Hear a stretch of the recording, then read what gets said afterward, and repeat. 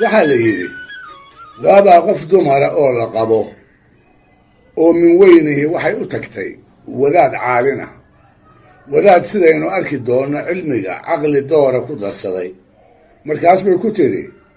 sheekhow ninkaygii baa iga leexday dhowrgu ayuu iga sii jeedaa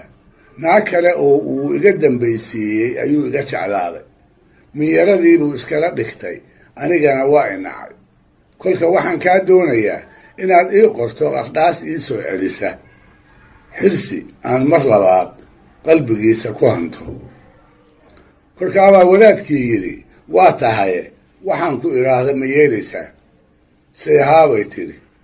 markaas buu yidhi waxaad ii keentaa shaaruba libaax markaas baan kuu qorayaa qardhaas uu ninkaagu kuugu soo noqdo kuguna jeclaade maalintaas haddii ay bidhi ka soo wareegtay ayaa qoyskeedii wuxuu degay agagaarka ka in libaaxyo badani ay ku hoydaan kana dhex qaraabtaan markaas bay goor galaba idaheedii intay lax ka soo qabsatay libaaxyadii dibadda ugu xirtay habeenkiibuu midkood yimid oo laxdii dafsii habeenkii xigay buu inta soo noqday wuxuu qaatay lax kale oo muska reerka ay ugu xirtay habeen kalena intay muskii meel ka daloolisay ayay ardaaga aqalka lax kale ku xirtay habeenkaasna libaaxii waa soo galayoo laxdaas buu la tegey habeenkii afraad digdhexada aqalkeeda intay sabeen ku xirtay ayuu isla libaaxii kala baxay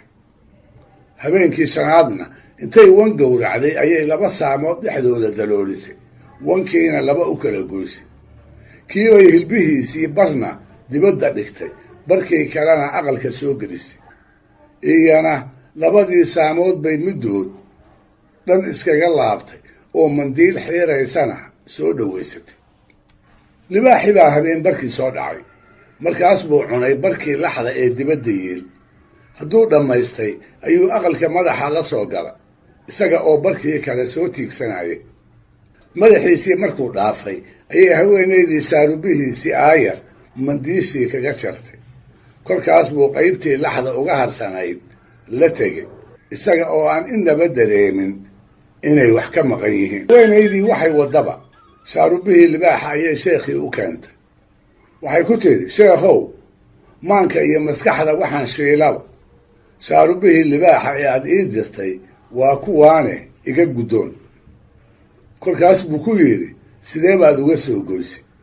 dabadeedna waxay u kala dhigdhigtay tabtii iyo farsamadii ay libaaxa ku qabatay iyo idihii ay kolba mid meel ugu xidhaysay ilaa ay ka soo gelisay aqalkeeda shaarubadana ay uga jartay sheekhii baa kolkaa intuu kartideeda ka yaabay ku yidhi naag yahay dugaagga oo dhan libaaxaa ugu daran uguna dhiif kulul dadku libaaxa ayuu ka baqaa libaaxuna dadka ayuu ka baqaa haddaba bahalkii caynkaas ahaa ee dadcunka ahaa farsamada aad gurigaaga ku soo gelisay maxaa kuu diiday inaad ninkaaga ku daydo ninkaagu qardhaas kale uma baahna ee waxaa qardhaas u ah hadalka oo aad u macaanayso iyo kolba wixii uu jecel yahay oo aad gacanta ka siiso sidaas awgeed qardhaasta aad ninkaaga u doonayso adigaa u hayee si waxaa la yidhi haweenaydii waxay yeeshay wixii uu wadaadku kula teliyey maalintiibay bilowday ninkeeda intay hadba u yeedho inay hadal macaan kula hadasho oo marba waxay naftiisu jeceshahay ay siiso kolkaas buu dib u jeclaadayoo aqalkeedii ka bixi waaye gelin qurana ka maqnaan waaye waagii dambe markay saygeedii si buuxda u hanatay ayay wadaadkii u tagtay oo si weyn ugu abaalgudday sheekadan lagu magacaabo shaaruba libaax casharka ayna baraysaana wuxuu yahay markuu danihiisa ku raad joogo allay aadanuhu karti badanaayoo mintidsana dhegaystayaal barnaamijkii dhaqanka iyo hidduhu maanta halkaa inoo joogo waa inoo toddobaadka soo aadan iyo ku lamid ah hadduu eebba